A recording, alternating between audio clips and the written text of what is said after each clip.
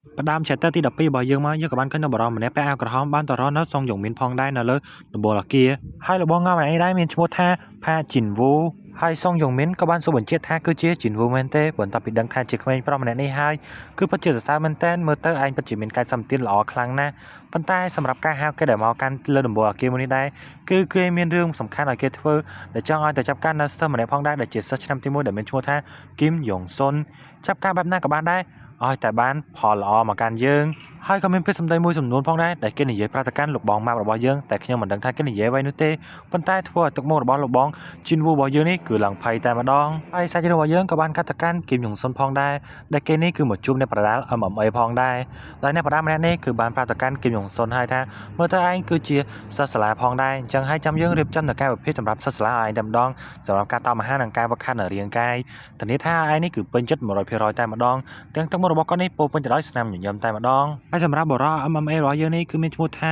Shong Du Chol ខ្ញុំហៅទៅគាត់ថា Du Chol តែម្ដងវាលឿនជាងហើយ Du Chol ក៏បាននិយាយតម្លៃសម្រាប់ការសិក្សាកាយសម្បត្តិនេះទៅកាន់គីមយ៉ុងសុនផងដែរដែលគាត់យករៀងថ្លៃបន្តិចផងដែរដែលចំនួននោះគឺរហូតដល់ 150,000 វ៉ុនឯណោះប៉ុន្តែសម្រាប់គីមយ៉ុងសុនវិញបានឃើញបរិយានេះពិតជាធម្មតាខ្លាំងមែនតើមិននឹកថាគាត់នេះគឺជាជើងឯក MMA នោះទេតែបានទទួលនៅពាន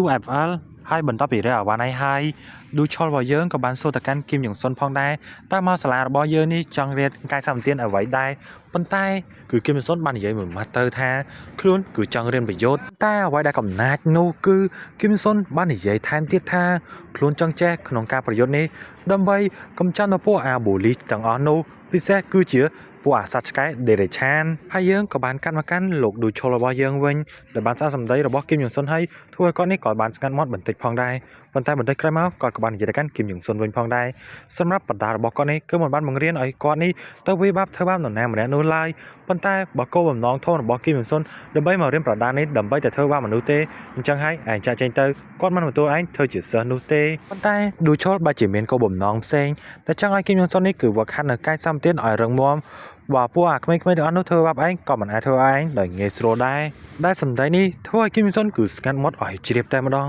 ក៏បានគិតទៅដល់ឌូឆុលផងដែរមើលទៅតើនេះគឺជាអ្នកប្រដាល់ MMA ដ៏កំពូលមែនទេដែលជាអ្នកបានទទួលពាន UFL ដំបូងគេនៅប្រទេសកូរ៉េហើយយើងក៏បាននឹកស្រមៃទៅកាន់អតីតកាលរបស់គីមយ៉ុងសុនផងដែរដែលពេលនោះគឺលោកឌូឆុលរបស់យើងក៏បានចាក់ចេញពីប្រទេសកូរ៉េគឺមានហេតុផលមួយដោយសារតែគាត់នេះគឺបានឡើងប្រដាល់ដើម្បីការពារនៅកេរ្តិ៍ឈ្មោះរបស់គាត់ដែលជាអ្នកប្រដាល់ជើងឯកប៉ុន្តែអ្វីដែលជាសំណាងអាក្រក់នោះបន្ទាប់ពីគាត់ឈ្នះគេបានស្វែងរកថាមានសារធាតុហេរ៉ូអ៊ីននៅក្នុងខ្លួនរបស់គាត់ដែលសារធាតុមួយនេះដែរសម្រាប់ខ្ញុំគឺមិនដឹងប្រកាសនោះទេប៉ុន្តែដឹងសឹងថាវាគឺជាសារធាតុញៀននឹងឯងហើយសម្រាប់កិច្ចបទសម្ភាសន៍ដែលគេចាប់ប្រកាន់គាត់ក៏មិនបានបកស្រាយអ្វីនោះទេដែលគាត់នេះគឺបានស្ងាត់ជ្រាបតែម្ដងដែលធ្វើឲ្យគ្រប់គ្នាគឺបានថាគាត់នេះបានទទួលនៅកំហុសរបស់គាត់ហើយគាត់ក៏ត្រូវបានបញ្ចប់អាជីពជាអ្នកប្រដាល់អស់មួយជីវិតប៉ុន្តែនេះមិនមែនជាអ្វីដ៏អស្ចារ្យសម្រាប់ខ្ញុំនោះទេអ្វីដែលខ្ញុំចាប់អារម្មណ៍បំផុតនោះគឺជាទេពកោសល្យមួយទៀតរបស់គាត់អំពីឌូឆុលហើយយើងក៏ចាប់ផ្ដើមដឹងនៅហេតុផលផងដែរ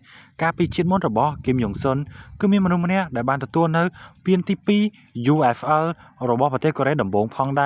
រដែលគេនោះមានឈ្មោះថាគីមមូយុនដែលសមត្ថភាពរបស់គេនេះគឺពិតជាអស្ចារ្យខ្លាំងមែនទែនរៀនតែ1ឆ្នាំ2ឆ្នាំតែប៉ុណ្ណោះគឺខ្លាចជាជើងឯកប៉ុន្តែនិយាយឲ្យស្មោះត្រង់ទៅសមត្ថភាពរបស់គាត់គឺមិនខ្លាំងនោះទេប៉ុន្តែមានគ្រូដ៏ល្អដែលគ្រូរបស់គេនោះគឺជាឌូឆុលតែម្ដងដែលជាអ្នកបង្ហាត់បង្រៀនគេដោយផ្ទាល់យើងក៏ត្រឡប់មកកាន់បច្ចុប្បន្នកាលរបស់យើងដែលគីមយ៉ុងសុនបានគិតអំពីឌូឆុលថាបរិបទម្នាក់នេះមិនមានអីអស្ចារ្យទេមើលពីសម្បកខាងក្រៅប៉ុន្តែសមត្ថភាពរបស់គេវិញពិតជាខ្លាំងអស្ចារ្យខ្លាំងមែនទែនដែលបានបង្រៀននៅមនុស្សប្រុសម្នាក់ផងដែរដែលគេនេះគ្មានទេពកោសល្យសូម្បីតែបន្តិចប៉ុន្តែកែប្រែគេឲ្យក្លាយជាជើងឯកកំពូលនៃប្រទេសកូរ៉េប្រសិនបើខ្ញុំអាចយកគេធ្វើជាគ្រូរបស់ខ្ញុំបានសមត្ថភាពរបស់ខ្ញុំមិនអន់នោះទេហើយពេលនោះគីមយ៉ុងសុនក៏បាននិយាយស្ទាបស្ទង់ទៅកាន់លោកឌូឆុលផងដែរក្នុងនាមលោកគឺជាអ្នកប្រដាល់អាជីពតើលោកដូចជាមិនចង់បង្ហាញសមត្ថភាពរបស់លោកឲ្យគេដឹងឮទេអីតើលោកមិនចង់សងសឹកទៅកាន់គូប្រជែងរបស់លោកទេឬហើយនៅពេលនេះដែរខ្ញុំនឹងធ្វើគ្រប់យ៉ាងដើម្បីឲ្យគោលដៅរបស់ខ្ញុំទទួលនៅបាននូវភាពជោគជ័យប៉ុន្តែខ្ញុំសួរលោកមួយម៉ាត់តើលោកមានបញ្ហាអ្វីដែលលាក់នៅពីខាងក្រៅនេះមែនទេទើបលោក មិនព្រមបង្រៀនខ្ញុំហើយពាក្យសម្ដីរបស់គីមយុងសុនមើលទៅក៏រៀងចាស់ដល់ទៅកាន់លោកដូឈុលផងដែរតែធ្វើឲ្យគាត់នេះក៏រៀងស្ងាត់បន្តិចផងដែរបន្ទាប់មកគាត់ក៏តបទៅកាន់គីមយុងសុនវិញថា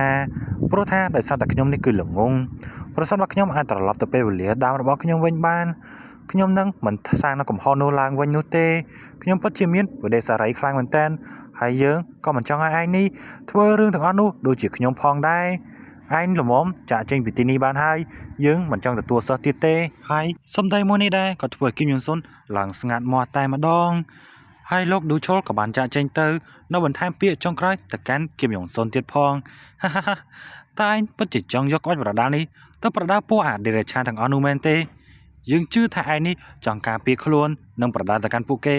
ប៉ុន្តែយើងមិនចង់ឲ្យអនាគតដ៏ភ្លឺស្វាងរបស់ឯងនេះទៅដេកក្នុងគុកឡើយប៉ុន្តែគីមយុងសុនក៏បាននិយាយពាក្យមួយឡើងត្រជាក់ដល់ឆ្អឹងខ្នង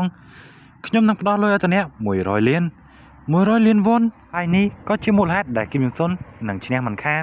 ដោយសារតែគីមយុងសុនគឺបានដឹងចំណុចខ្សោយរបស់លោកដូឈុលបាននិយាយទៅកាន់លោកដូឈុលថាខ្ញុំដឹងថាលោកនេះគឺពិតជាត្រូវការលុយត្រូវការខ្លាំងមែនតែម្ដងហើយខ្ញុំនឹងព្រមបង់ប្រាក់ទៅកាន់អ្នកគឺថ្ងៃនេះតែម្ដងប្រសិនបើអ្នកសន្យាថានឹងឲ្យខ្ញុំនេះគឺធ្វើជាកូនសិស្សរបស់លោកប៉ុន្តែនៅពេលដែលខ្ញុំបង់ប្រាក់ឲ្យអ្នកហើយទោះបីខ្ញុំបង់មុនក៏ដោយទោះបីអ្នកចូលបង្រៀនខ្ញុំពាក់កណ្ដាលទីខ្ញុំក៏មិនថាអ្វីលោកដែរហើយយើងក៏បានដឹងរឿងមួយអំពីប្រទេសកូរ៉េផងដែរនោះណាក៏ដោយដែលប្រើប្រាស់គ្រឿងញៀនមិនថានោះគឺជាតារាល្បីប៉ុណ្ណាក៏ដោយក៏ត្រូវធ្លាក់មកដល់ចំណុច0ផងដែរវាក៏ដូចជាគាត់ផងដែរព្រោះគាត់គឺបាត់បង់គ្រប់យ៉ាងទាំងអាជីពទាំងអនាគតដ៏ភ្លឺស្វាងរបស់គាត់ហើយពីមុនលោកគឺបានសម្រេចចិត្តនៅប្រើប្រាស់នៅថ្នាំ doping ប៉ុន្តែខ្ញុំនឹងមិនជ្រើសរើសជំរើសឈុតដូចជាលោកឡើយដែលថ្នាំ doping មួយនោះគឺជា heroin នឹងឯងទោះបីជាយ៉ាងណាក៏ដោយសម្រាប់គីមយុងសុនគឺបានសម្រេចចិត្តហើយថាវាគឺជាការពិតសម្រាប់គាត់ដែលគាត់នេះគឺមិនខ្លាចអ្វីនោះទេបើសិនជាថ្ងៃនេះលោកព្រមបង្រៀននៅក្បាច់គុណមកកាន់ខ្ញុំនោះខ្ញុំនឹងប្រឈមជាមួយនឹងសត្វព្រៃទាំងអស់នោះហើយខ្ញុំនឹងបញ្ចប់វាឲ្យកាន់តែអាក្រក់ជាងលោកទៅទៀតដែលសម្ដីមួយនេះដែរធ្វើឲ្យលោកឌូឈុលយើងគឺបាច់ញើសជោគតែម្ដងសំខាន់គីមយុងសុនគឺបានសម្រេចចិត្តហើយថាទោះបីជាអនាគតរបស់ខ្លួនទៅជាយ៉ាងណាក៏ដោយក៏ខ្លួននៅតែតស៊ូដើម្បីជំនះវាគ្រប់យ៉ាងទោះបីត្រូវជារឿងក្បាច់គុណនេះហើយអនាគតខ្លួនធ្លាក់ដល់ចំណុច0ក៏ខ្លួនមិនខ្លាចទៀតដែរហើយសូមទោសអ្នកនរគ្នាដោយសារតែមានសម្លេងរំខានខ្លាំងពេកអញ្ចឹងទៅពេលខ្លះខ្ញុំខំប្រឹងផ្សាយលឺឬក៏កន្លែងខ្លះហ្នឹងឮសម្លេងរំខានស្ដាប់ខ្ញុំមិនច្បាស់អីខ្ញុំសូមអធិស្ឋានផងខ្ញុំឥឡូវនេះកំពុងតែស្រែកលឺនិយាយលឺដើម្បីយកប្រណាំងឈ្នះជាមួយនឹងម៉ាស៊ីនបូមស្លឹកឈើហើយនេះហើយពេលនេះគីមយុងសុនគឺបាននិយាយសង្កត់ខ្លាំងមែនតើបានសង្កត់និយាយថាជំរឿរបស់លោកពេលនោះគឺបានប្រើប្រាស់នៅថ្នាំប៉ុន្តែជំរឿរបស់ខ្ញុំពេលនេះគឺគ្មានទៀតទេពេលនេះខ្ញុំអស់សង្ឃឹមហើយជំរឿចុងក្រោយរបស់ខ្ញុំគឺលោកសង្ឃឹមថាលោកនឹងអាចបង្រៀនខ្ញុំបានព្រមជាមួយនឹងកែភ្នែកដ៏កំណាចរបស់គីមយុងសុនផងដែរប៉ុន្តែចម្លើយចុងក្រោយអំពីមាត់របស់លោកឌូឈុលយើងនៅតែបដិសេធដូចដើមហើយគាត់ក៏បានចាក់ចេញទៅប៉ុន្តែគាត់ក៏នៅតែនិយាយសម្ដីមួយទៀតផងដែរទោះបីកាលពីមុនខ្លួនបានធ្វើខុសក៏ដោយប៉ុន្តែលើកនេះខ្លួនមិនចង់ខុសទៀតទេ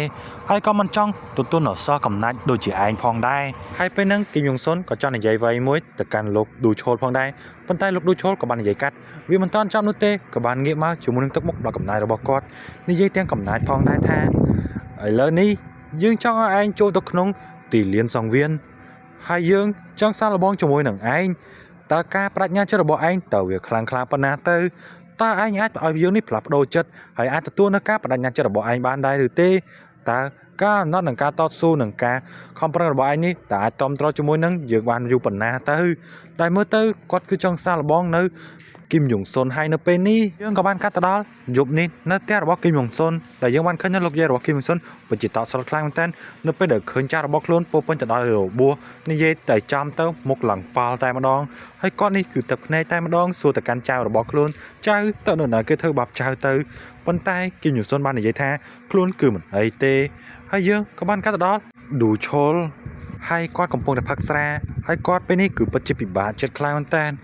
ហើយយើងក៏បានឃើញគាត់នេះបានមើលនៅសារមនុស្សម្នាក់ផងដែរហើយបាននិយាយឲ្យគាត់នេះធ្វើរឿងអ្វីមួយយ៉ាងទៀតម្ដងទៀតប៉ុន្តែមិនដឹងថានោះគឺជានរណានោះទេហើយយើងក៏បានកាត់នៅពេលដែលគាត់នេះបានប្រយុទ្ធជាមួយនឹងគីមយុងសុនវិញតែម្ដងដោយសារតែគាត់នេះបានប្រឡូកនៅក្នុងវិស័យនេះច្រើនខ្លាំងមែនទែនគាត់ស្គាល់មនុស្សគ្រប់ប្រភេទតែម្ដងគាត់គិតថាគីមយុងសុននេះគ្រាន់តែដើម្បីមករៀនប្រដានេះមិនមែនដើម្បីទៅការពារខ្លួនអំពីពួកប៊ូលីទាំងអស់នោះទេ ប្រហែលជាចង់រៀនវាដើម្បីទៅធ្វើបាបមនុស្សទេចឹងប៉ុន្តែខ្លួនក៏ចង់សាកល្បងនៅដែលកំណត់របស់គីមយ៉ុងស៊ុនផងដែរហើយក៏បាននិយាយទៅកាន់គីមយ៉ុងស៊ុនថាឯនេះផ្លាស់ប្ដូរចិត្តឲ្យហើយទៅប្រសិនបើយើងវាយឯងមែនតើណាប្រយ័ត្នតែទឹកភ្នែកសុំអង្វរយើងត្រឡប់ទៅផ្ទះមិនទាន់ណាហើយយើងក៏បានឃើញការប្រយុទ្ធមួយនេះផងដែរដែលយើងបានឃើញរហូតដល់ម៉ោង3ព្រឹកបាត់ទៅហើយពេលនេះលោកឌូឆូយើងគឺបានឲ្យគីមយ៉ុងស៊ុនយើងបង្ហាញឆន្ទៈដែលគាត់នេះចង់រៀនប្រដានីផងទៅហើយសូមបង្ហាញឆន្ទៈនេះឲ្យខ្លាំងដូចជាចំនួនលុយដែលបានផ្ដល់ឲ្យយើងផងដែរតែពេលនេះអាកូនឯងត្រៀមខ្លួនហើយនៅ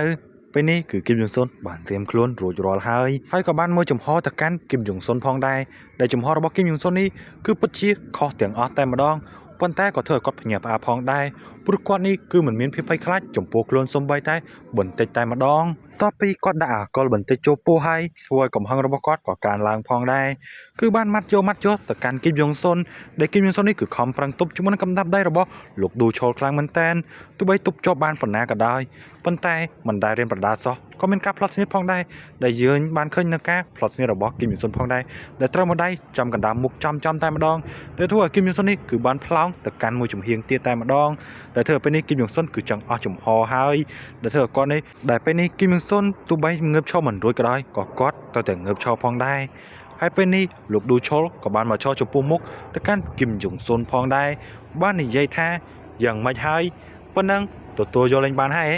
នៅសល់កំដាប់ដៃបន្តទៀតហើយកន្លែងនេះដែរខ្ញុំសូមនិយាយកាត់បន្តិចអ្នកនរគ្នាខ្ញុំសូមបញ្ចប់សាច់រឿងហើយដោយសារតែខ្ញុំនេះគឺរវល់រៀនផងហើយត្រូវធ្វើការងារផងអញ្ចឹងហើយគឺខ្ញុំអត់មានពេលវេលាដើម្បីធ្វើវីដេអូបានញឹកញាប់នោះទេយូរបានចេញមកភាគហើយក៏មិនសូវវែងផងដែរពេលវេលារបស់ខ្ញុំគឺពិតជាខ្លីខ្លាំងមែនតើក្នុងការធ្វើវីដេអូហើយសម្រាប់អ្នកដែលចង់ join ក្នុងក្រុម Telegram របស់ខ្ញុំនឹងតម្លែក link នៅក្នុងខាងក្រោម comment តែម្ដងជាមួយនឹងលេខទូរស័ព្ទដើម្បីទៅ Telegram របស់ខ្ញុំតែម្ដងអ្នកនរគ្នាបើអ្នកនរគ្នាចង់ឧបត្ថម្ភខ្ញុំអីគឺអាចឧបត្ថម្ភតាម Telegram របស់ខ្ញុំបានគឺឆាតទៅផ្ទាល់តែម្ដងទៅពួកខ្ញុំអត់តម្លែកនៅក្នុង